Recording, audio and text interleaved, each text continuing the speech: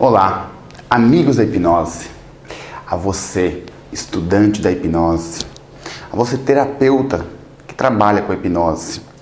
Hoje eu quero compartilhar com você um conhecimento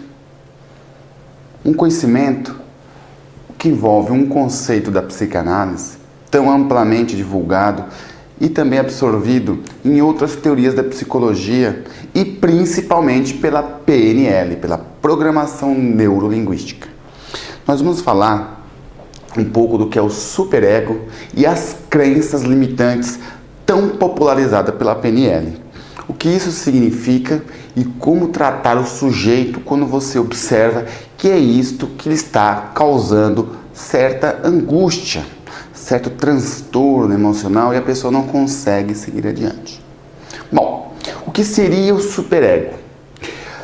Na segunda teoria do aparelho psíquico de Freud, a partir de 1920, quando ele publicou sobre id, ego e superego, o superego seria então o nosso sistema de crenças, de valores morais, de conteúdos culturais. Que valores são esses? Que normas rígidas, as quais muitas vezes nos são impostas e muitas vezes apenas adquiridas por nós, pelos nossos pais. O superego são as normas sociais, culturais que os nossos pais nos apresentam. E nem sempre nossos pais têm completo conhecimento daquilo que estão fazendo ou que julgam ser certo ou errado. Porque o certo ou errado é uma questão de escolha. Ele, de certa forma, não existe. Se eu atropelar uma vaca aqui no Brasil, juridicamente, nada me ocorre. Contudo, em outras culturas, como a Índia, há uma pena de morte sobre essa questão, já que a vaca lá é sagrada. Quem está certo? O brasileiro que não acredita nisso, não é mais o gaúcho, não é verdade? Que gosta de fazer um churrasco, fogo de chão, aqueles pedaços do boi mesmo lá, sendo que os hindus acreditam que a vaca é sagrada. Tudo é uma questão de escolha, de cultura. Olha o superego de um indiano e de um gaúcho. A sociedade, através dos seus pais, mostrou que eles devem cultuar a vaca, tem as suas razões filosóficas e, de certa forma, uma construção psicológica de que aquilo seria sagrado. Muito bem. O hindu vem para o Brasil, vem morar aqui. Ele tem uma crença e vai trabalhar de garçom numa churrascaria. Já pensou? Que situação, não é? Que conflito. E só tem esse emprego aqui para ele sobreviver. Ele não vai ter que ficar com uma dificuldade, um conflito gerando angústia. Imagina ver todo dia aquele carne sendo assada. Mas enfim. As crenças que nos limitam na nossa maneira de pensar, ela está tão enraizada, tão imposta pela construção da sua personalidade desde a sua infância, pelo superego, pelo que aquilo que os seus pais lhe apresentaram. Sim. Fazer o quê? É assim com todo mundo, não é mesmo? Vamos pensar comigo. Eu vou citar um caso clínico que eu atendi aqui, muito interessante e com um resultado assim muito surpreendente até para mim, que já estou há alguns anos trabalhando com isso. Então essa crença limitante que você tem, essa escolha que você faz durante a sua vida toda, foi as escolhas que os seus pais o conduziram a ter durante a sua vida. Só que chega uma certa idade na vida que você fala, você já não confia, poxa, mas aquilo que os meus pais me ensinaram não estão suprindo a minha necessidade de conhecimento. E você fica com um sentimento de culpa. Porque a criança, quando ela está sendo criada, quando ela vai crescendo na sua fase cognitiva de conhecimento, ela busca, já desde criança, uma satisfação de desejo de agradar os pais, de agradar as normas que os pais lhe estão ensinando. Uma criança quer agradar. E ela não sabe. Se ela põe um dedo na tomada, vai te agradar? Você, não. Ela não sabe. Ela está aprendendo. Então ela está errando totalmente para você dar essa bronca, de certa forma, dizer não, para ela ir se conduzindo. Então ela vai fazendo. Quando ela percebe que aquilo é legal, você gosta, ela vai fazendo. Eu tenho um filho hoje de 4 anos e eu percebo muito isso nele, né? Enfim, vamos lá. Então o superego, ele é muito atribuído a um sentimento de culpa. Por que de culpa? Porque quando você não satisfaz aquele superego dentro das normas, das crenças que lhe foram apresentadas, você se sente culpado por não conquistar, por não alcançar aquele objetivo, não ter a satisfação de alcançar aquele desejo. E vem um sentimento de culpa, de frustração. Muito bem. Quando você tem uma crença limitante na sua vida, um pensamento que limita você a chegar a alguma coisa, isso vem ali, ó, no superego. Eu vou contar esse caso clínico, então chegue logo. Então, o superego, ele gera esse conflito normal, né? Ele tem que ser assim de certa forma, mas quando ele é muito rígido por uma crença, muito engessado, a angústia surge, porque a sociedade é um conflito de culturas, de ideias, de filosofias, de religião, e você está sendo colocado à prova disso tudo a todo instante. Bom, então você também adquire certos valores ao estudar determinadas disciplinas, profissões, que você, medicina, enfim. É um tipo de você busca um conhecimento por si só, você também, de certa forma, adquire certas crenças limitadas àquela atividade profissional específica também. Não é? E acaba, de certa forma, percebendo o mundo de acordo com aquela cultura que você adquire. Bom, eu vou citar um caso clínico para que você possa entender e dar a solução. E eu quero que você pesquise mais sobre esse conceito do superego e crenças limitantes. Há diversos artigos de psicólogos e psicanalistas no Google, gratuitamente, para você se aprofundar. Não precisa nem ir a uma biblioteca. Vá ao Google. Inclusive no meu site pessoal eu falo bem um artigo sobre esse assunto.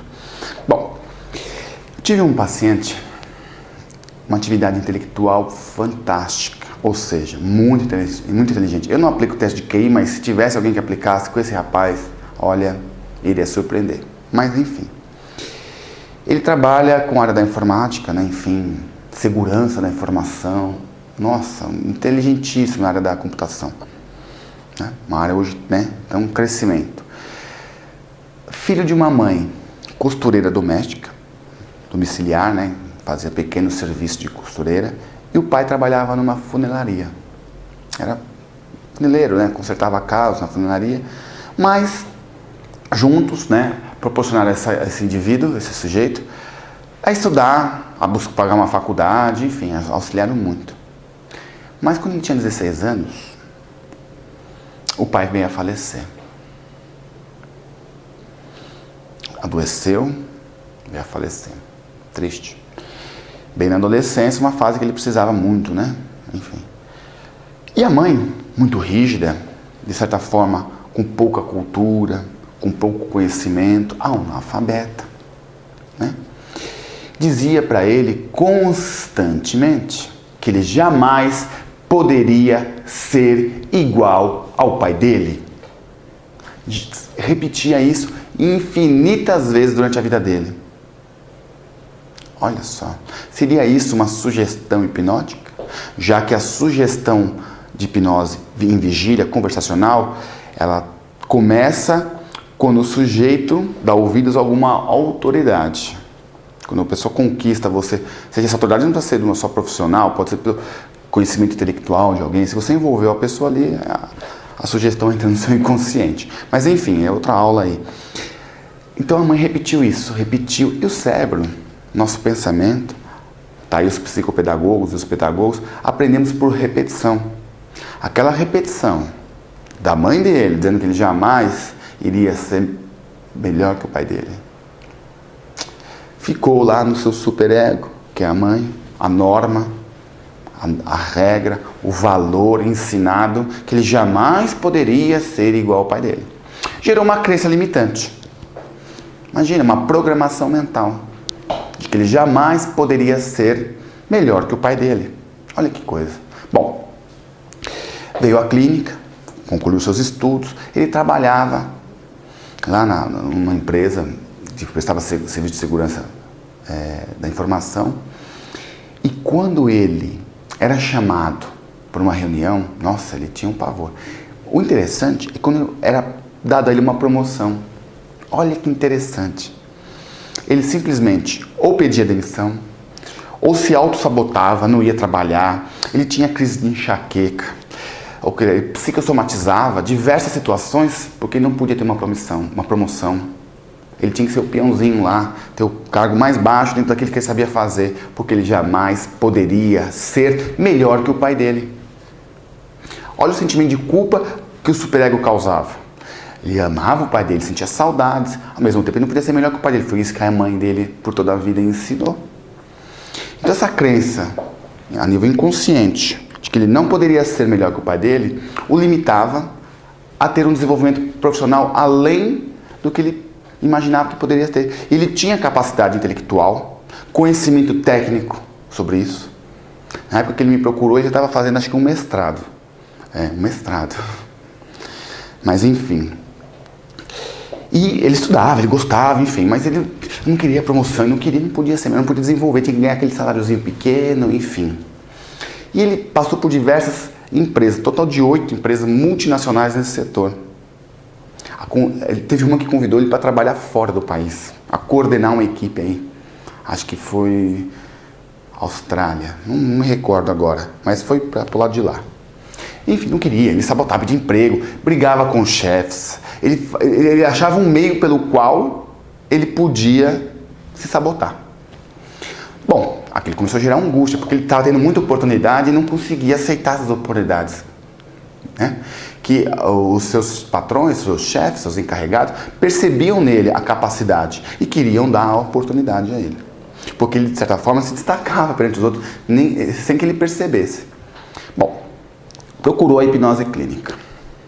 Fiz uma regressão, logo na primeira sessão, uma hipnoanálise, que é uma regressão para descobrir certos sintomas inconscientes da personalidade, mais rápido do que eu esperasse que ele me falasse.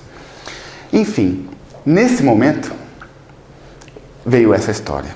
Emergiu do seu inconsciente e ele falou para mim durante o transe hipnótico essas frases, essa repetição, e aquilo, ele já sabia que era aquilo de certa forma, né? Mas ele lutava contra o sentimento de culpa, enfim, superego. Crença limitante, que foi gerada através do superego. Vamos lá, eu fui ressignificando isso. Usei algumas técnicas, foram 8 longas sessões de 2 horas, ao longo de uma por semana, em 2 meses. Na 6ª sessão, ele já estava aceitando de que ele era capaz, porque nem isso ele acreditava, que ele era capaz. Muito bem. Ele estava concluindo o mestrado, né? Ele até pediu para fazer um trabalho de ansiedade, porque estava um pouco ansioso, que ele tinha que defender a tese oralmente, ele tinha um pouco de timidez, né? Característica da área dele até, né? Um pouquinho mais introspectivo. Enfim, fomos fazendo esse trabalho e eu sempre reforçando, por isso que a sessão era de 2 horas, quebrava o estado, voltava, todo um trabalho instalando âncoras, gatilhos, enfim, um trabalho bem completo e complexo e sistêmico para esse sujeito. 8ª sessão, em 2 meses. Ele já via, quando ele me procurou, ele tinha sido chamado para uma promoção, para ser supervisor na área dele, de uma equipe, porque essa empresa, ela gerenciava várias empresas dentro do Brasil e fora, mas no nosso continente aqui, mas na área espanhola. Ele falava muito bem espanhol, então ele ia coordenar essa equipe que tinha essa linguagem espanhola aí.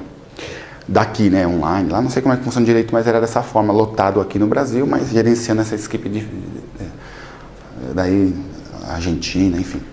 Aí, e ele já estava, eu não quero, porque eu vou ganhar 3 vezes mais e não sei o que, quer dizer, ele já tinha sido frustrado, ele queria, mas não conseguia aceitar as promoções, por uma crença limitante, gerada pelo superego rígido, imposto pela mãe dele, que não sabia que estava errando, né?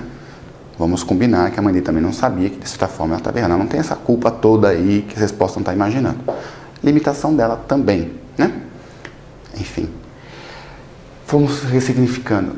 Pois bem, 8ª sessão, ele teve aquele insight. Ele procurou o chefe dele, que há 6 meses antes, tinha procurado ele para promoção. Falei, aquela promoção ainda está de pé? Olha o salto em 8 sessões que esse rapaz de 33 anos teve na vida dele. Ele procurou, e aí, tá de pé? Não foi dessa forma, né? Foi do jeito dele. E o patrão, claro que sim.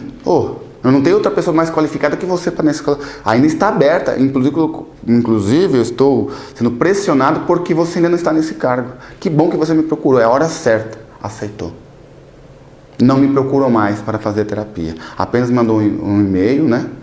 Dizendo que estava super agradecido e que a vida dele mudou. 8 sessões. Aí você me diz, o que é crença limitante? Você tem que buscar mais conhecimento. Não compre só a receita do bolo que é oferecida por aí. Busque os ingredientes de uma receita. Comer o bolo pronto é mais gostoso, claro. Mas saber como ele é feito é tão importante do que quanto comê-lo. Tenha certeza disso. Se você quer ser um hipnoterapeuta completo, busque o conhecimento terapêutico adequado. Crenças limitantes tem tudo a ver com o superego. Nosso mapa mental tem a ver com a nossa personalidade. Daquilo que é nos ensinado desde criança. Ou eu estou errado? Acredito que não, não é mesmo? Essa é a minha dica que eu quero que você entenda.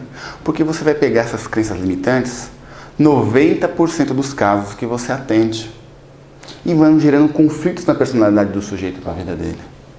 Então você tem que saber que isso tem base na personalidade lá no superego. Você tem que entender também do sujeito qual é o contexto familiar e ambiental de que ele surgiu na sociedade, para que você entenda o sujeito. Claro que uma boa ressignificação linguística por metáforas, como o metamodelo oferecido pelo Milton Erickson, é muito eficaz. Claro que é. Mas se você quer ir além, busque mais conhecimentos de psicologia básica. Essa é a minha dica que eu tenho a compartilhar com vocês. Eu espero que eu tenha ajudado e obrigado por ter assistido esse vídeo. Até breve.